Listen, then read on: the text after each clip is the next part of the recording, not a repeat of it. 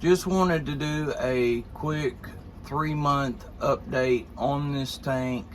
This will sort of help you to get a general idea of what your tank would look like after 3 months. And this is no CO2 in this tank. As you can see in the very bottom here, this is potting soil, an organic potting soil that I bought at Walmart, capped with sand, and have several different types of fish in there. The silver tip tetras, of course the neon tetras, the black skirt tetras, zebra danios, and let me see, do I have any more in there? Of course there are some Asian algae eaters. There's several of those in there, and then I have the neocaridina shrimp. I don't know how many of those are left because the black skirt tetras have been eating them. This over here, the far left, it goes all the way under, is hornwort. Grows very, very fast. I believe we called the big stuff there anacarus. And those are cuttings from another plant, and I planted those all only against the back glass. They came up over the wood, and then they're coming back down and up. The mermaid weed I have over here, but you can't hardly see it. It has not done very well, but as you can see, it has limited lighting. There are some water lettuce roots hanging down right there, which would be above the mermaid weed. Most of this in the front is dwarf hairgrass. I did plant some jungle val in the back. For whatever reason, it didn't do very well, so there's only a couple of those that are growing in the back. This stuff here is like the miniature jungle val. I can't remember what it's called. I ordered it off of eBay. It came from Louisiana, and of course this is pearlweed, and I just really like how the pearlweed is doing. It's done great. There's some pearlweed right there that has grown, and it's all the way up in here. It's gotten extremely big.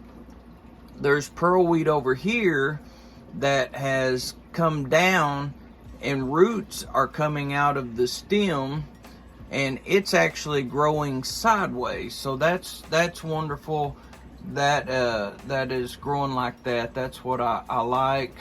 But this is a 3-month update here. This tank is doing extremely well. It needs to be trimmed, but I've just been enjoying it so much that I haven't trimmed it or done anything with it. It's pretty neat to watch the evolution of this tank. I feed these fish mainly every Monday, Wednesday, and Friday. Now they get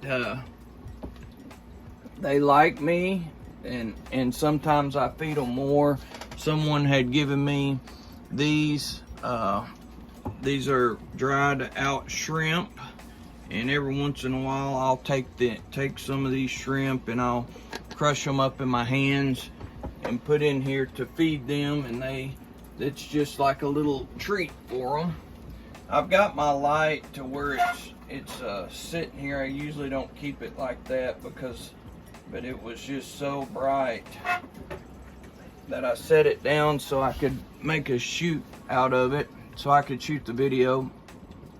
But that's where they usually eat. I'm in the process of getting some different glass. I'm going to start feeding them over there where there's more open room. So yeah, I don't know, this is a 75 gallon, don't know if I mentioned that or not, but I bought it at Petco for $130, and I have a cheap canister filter I paid $100 for, and it's down there, and it's worked fine for this job. Now, I've been through lots of ups and downs with this tank. It's taken me some trial and error to get here, but right now it's doing good, and basically all I have to do is enjoy it. I haven't changed the water in it in at least a month. At one point in time, it sort of had a yellow looking tint to it, and I changed the water, but you really don't have to do anything to this tank except for sit back and enjoy it. And I built the stand for it, and the light that's up there is just like I got it on sale at Harbor Freight. It's a shop light, LED shop light, and it was 16 bucks. I'm going to now zoom in so you can maybe get a better look. In the first picture, you can see that I had you can see what it looks like. Add some beginning pictures, but it's just been a wonderful journey. And if you're interested in this, just go ahead and you can subscribe. And I have over here, I have this tank, and then I have another tank over there that I would like to do a video on in the future if you're interested. The one next to this has a long ways to go because it doesn't have the grass grown in, but I've been through a lot of trial and error with it. So I'm really pleased, really excited. I will add this, that all of these fish in here that I bought, that I know of now, it's this isn't 100%, but all of these fish that I have put in this tank, when I bought them from the store and put them in there, there's been 0 deaths. All of the fish that I bought and put in here, all of them have lived. That I know of. Of course, one could die and get caught in the nacurus, or one could die and fall in the back, and I would never know it. And obviously you can't count them when they're like this. But as far as I know, I have not found any dead fish floating or any around the front that I can take note of. So that's been one proof, I guess you could say, that goes to show that this tank is it's a healthy tank. The fish are healthy. There you can see the pearlweed that I was talking about, that's sort of trying to crawl around on the ground there. Wow, it's actually grown since yesterday, because it's actually coming up the side now. It wasn't like that yesterday. I've got another plant that's sort of going on the side there. I bought some fish from the fish store in Little Rock the other day, and there was a couple of little bitty plants that you can see that's right over here in this corner. They look a little bit like pearlweed, but I don't know what they are. But I went ahead and stuck them in there. Whether they live or not, I don't know. Just have to just to let you know that having a tank like this is something that you can't be impatient about. It's a time game. I fought with algae in this tank. I've had problems and issues,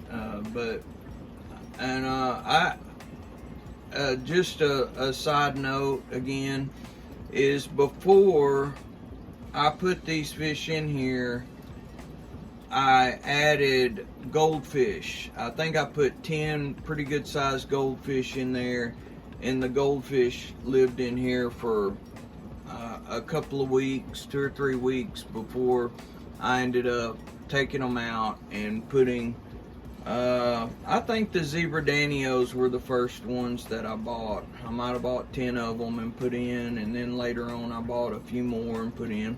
Right there is where you can see the Chinese or Asian algae eaters. Those things are supposed to get really big, but mine haven't grown very much at all, and I'm grateful for that. I think I bought 6 of them, and whether there's 6 in there now or not, I don't know. I don't see that many, but who knows? The reason why I bought them is because, like I said, when you get a tank started, you might have algae problems. I have on both of mine. So I bought 6 of those things. They were only a couple of dollars a piece. And I do have some, I got the Neocaridina shrimp in there. I think I put maybe 20 of them in there. But I've caught some of the black skirts eating them. And then I've got over there, I don't know if you just seen that, I've got a coolie loach. I've got 2 or 3 of them in there, little coolie loaches. And I've got some, I think they're ram horn snails, just regular old brown ones. I put a bunch of them in there. I had a big mystery snail in there, and it died, and it clouded the water up. It was a mess. And you know what? I lied about changing the water, because I did change some of the water out when that mystery snail died, because it clouded the water up. It was gross. So that was I don't know, a few weeks ago. So anyway, if you got any questions about it, just let me know. These are easy plants that I've got here, and one of the downfalls of the Aquarius is when you do cut it, when you trim it, you're going to have a cut piece that's there instead of the really pretty looking end pieces like you see on some of them. But anyway, it's all part of it, and once they start growing other shoots off, then you'll have the nice looking ends on them again. Alright, so that's my tank, and appreciate you watching. God bless.